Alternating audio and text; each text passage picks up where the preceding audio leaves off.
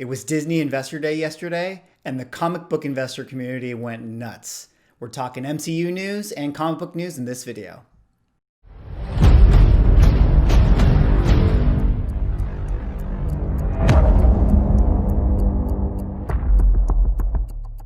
Ladies and gentlemen, welcome back to another video with Swaggle.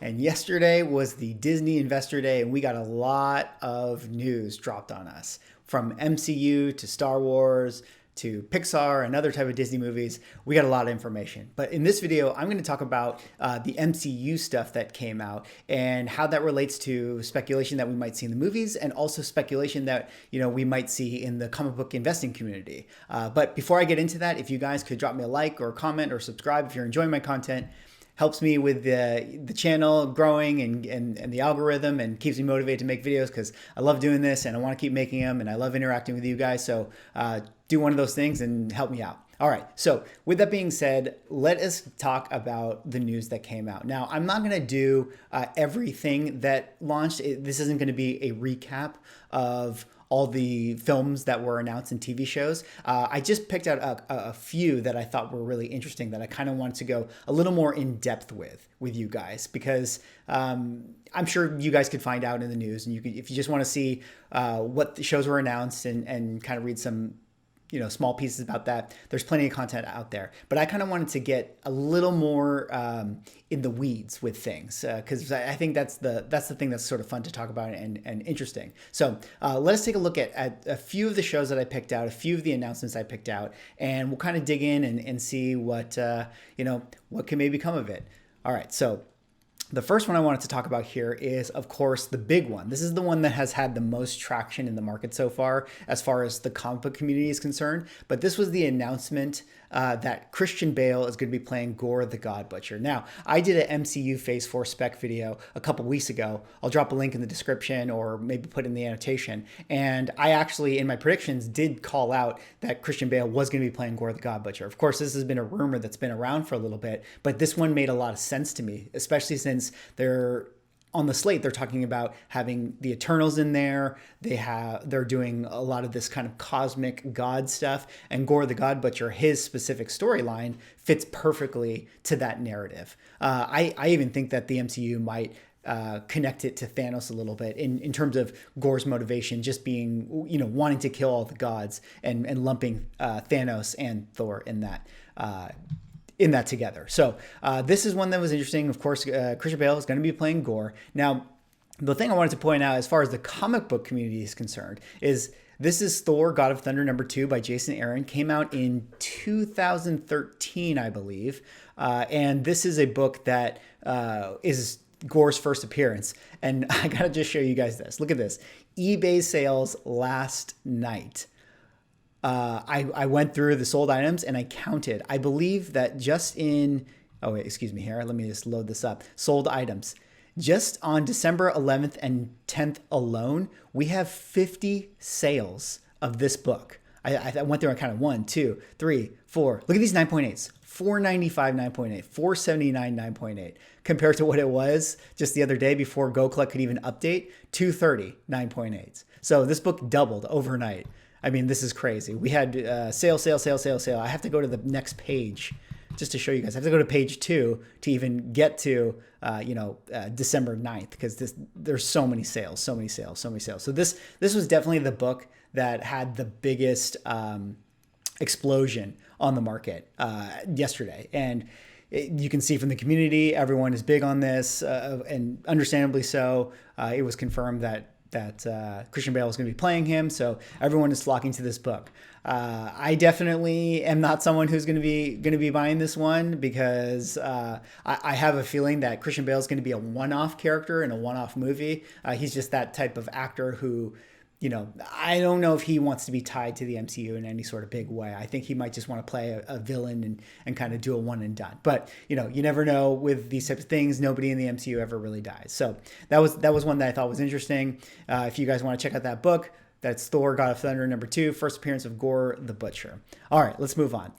This is another one that I actually talked about in a video earlier this week called my 5B villain spec books that could become A tier. And this is one that I kind of got to tap myself on the back a little bit because I felt like it was coming, that we were going to get Abomination back into the MCU. And it was announced, in fact, that Abomination, Tim Roth, is going to be making an appearance in the She-Hulk show. So what we saw last night with this on eBay, which I thought was really interesting, is right away we had 1, 2, 3, 4, 5 sales. So not an explosion on the market, but definitely way more movement than this book had been doing before, where you would only maybe get 1 or 2 sales a week, whereas last night you got 5 of them. So a lot of people specking on this book, very excited about Tim Roth coming back as Abomination. And again, this is one that I think is really interesting, because this is one that I was specking on, that as far as the MCU is concerned, I have a feeling that we're going to the Thunderbolts in some kind of way. And I talked about General Ross having that connection to Abomination and Tim Roth, and there would be a logical, connection that they would have to bring Abomination possibly into like a Thunderbolts team, or if they're going to do the Red Hulk storyline, to kill Abomination. So it made sense that they were going to bring this character back in some kind of way. And here we are. We got the announcement. Looks like he's coming back. I'm going to keep my eye on this book because, again, this is to relate to another video I talked about with the cover. Abomination is not on the cover with this one. So it's going to be hard to see, how this book moves, or it's going to be interesting to see how this book moves, I should say, because the market loves those covers. And Abomination, his first appearance, not on this cover. I looked at the next book, which is his second appearance, and that book only sold 2 copies last night. So it seems like the first appearance book is the one that's moving more, although 5 sales to 2, jury's still out on that. All right, let's move on. All right, the next interesting thing that was announced yesterday was that Don Cheadle was going to be doing a Disney show about the Armor Wars. And for those who don't know, this is a popular storyline in the Iron Man books. I believe it's right here, 225, where Tony Stark got his technology stolen, and everybody was using his armor and technology to build their own weapons and yada, yada, yada. So interesting storyline within the comic book world of Iron Man. And they're going to do it with Don Cheadle here, which I think is pretty cool. But this is where I think it's interesting, because I had speculated that we were going to get Justin Hammer, which is played by... can't remember his name off the top of my head. Sam Rockwell, there it is. Justin Hammer, Sam Rockwell, back into the MCU. Remember, this is a guy who was in Iron Man 2. But because Tony Stark is gone, it was always a little bit of a mystery to me of how we were going to get him back in here. I thought maybe we were going to get him in the Black Widow movie or something like that. But this seems now really clear to me that we're going to get Justin Hammer probably in Armor Wars, the TV show. Justin Hammer in the storyline was one of the guys that funded the criminals to steal this Tony Stark's armor. So it makes sense to me that in this Armor Wars TV show, we're going to get Justin Hammer. And I wanted to point out a couple interesting books that I think could relate to this storyline overall. I'm not sure which one is going to pop off yet, but all of these characters were involved in the Armor Wars. And these are all something that I would definitely keep an eye on in the coming months and so just as far as spec, to see what the rumors are and which books get hot. But the first one I want to point out, of course, is Iron Man 120. This is the first appearance of Justin Hammer, who is the Sam Rockwell character. And I do believe that if we're going to do an Armor Wars show, Sam Rockwell is going to play a role in that. And this is his first appearance here. Another book I wanted to point out is, I talked about this in my B tier villain spec video as well. This is the first appearance of Beetle, Strange Tales 123. And remember, I was talking about how if Feige wants to do the Thunderbolts and wants to include the original team in some kind of way, Beetle, or Mach 1, as he is called in the Thunderbolts, is a character that is in that. But I wasn't quite sure how he might get Beetle in here into the MCU. And with the Armor Wars show, Beetle played a role in that storyline in the comic book. So I can see, maybe Beetle, I think his name is Abner Jenkins, could be someone who works at Hammer, could be one of his engineers or developers. That could be how they do it. And he could definitely find his way into the MCU through that way if they decide to go that route. All right, let's point out some other books. Other books here. The Controller, first appearance of the Controller, famous Iron Man bad guy. Iron Man 12 is his first book. And this guy has connections to the Armor War storyline. He was one of the bad guys that played a role in it, but also has connections to Thanos, which I think is interesting because his character played Thanos' first appearance was in Iron Man 55. Controller has some connections to that. And this could be one that maybe we see, in the Armor War storyline. I don't know. These are just ones that stand out to me as having natural tie-ins. All right, moving on. Again, first, Titanium Man, Tales of Suspense 69. This is another book of a Iron Man villain that has connections to the Armor Wars. Titanium Man, and what I like about Titanium Man is that he is a Russian, of Russian descent. So there's a natural connection again there. Since we're doing Black Widow, we're laying the foundation with a lot of the characters that are from Russia. He could have those types of connections to Hydra or Winter Soldier. There's natural places for him to figure into the series. And then lastly, for Armor War spec books, this is going to be Tales of Suspense 46. This is the first appearance of Crimson Dynamo. Now, this one's a little bit tricky because there are multiple Crimson Dynamos that have come into the Marvel comic books. I think there's been 4 or 5 of them. So depending on which Crimson Dynamo they decide to do would be maybe the book that pops off, but maybe not. Maybe since this is the very, very, very first one, Silver Age Key, this would be the one that pops off. But again, I like the Russia connection with this. I like that Crimson Dynamo is in the Armor War storyline. So regardless, I feel one of these characters is going to find their way into the Armor War storyline, and I have a feeling that it'll be connected to Hammer. So that is my prediction with that. But let's move on to something else that I thought was interesting, which is Secret Invasion. Looks like we're going to have Nick Fury in there. We're going to have Talos in there. I don't have a specific take on what we're going to see with this show yet. I will definitely make spec videos later down the line when we start to hear more rumors and such. But what I do think is interesting with this is since we also got announced that we're going to get a Fantastic Four movie, and we are doing Captain Marvel. She's got connection to the Skrulls. We're doing a Secret Invasion storyline here. We seeded that I think there was a daughter of Talos was one of the Skrulls from the storyline in Secret Invasion. I can't remember her name. So there is that connection there. It looks like it's going to have all these Captain Marvel tie-ins. But all that being said, since we are getting a Fantastic Four movie, to me, it feels like the bad guy that might be the villain that the Fantastic Four first has to go against is going to be Super Skrull. I do think, of course, I'm sure the MCU will bring in Dr. Doom and all that sort of thing, but we may not get Doom for a little bit because we've seen Doom in multiple Fantastic Four films already, but we haven't seen the Super Skrull. And since there is that tie-in to Captain Marvel and there's that tie-in to Secret Invasion now, it seems like this is going to be the bad guy that they'll go with first. And it seems fitting because this is going to be a bad guy that can show off the Fantastic Four powers and also can kind of be a one and done bad guy, for their first film. You could have him in his storyline, they could kill him and then move on to Dr. Doom.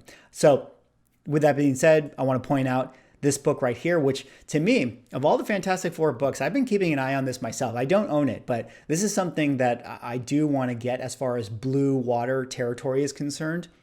But Fantastic Four 18, first appearance of Super Skrull. He's on the cover, gotta like that. And great early age Fantastic Four book. I have a feeling that he might be the guy. And I've seen this book pretty slept on. I mean, granted, there's not much inventory on eBay.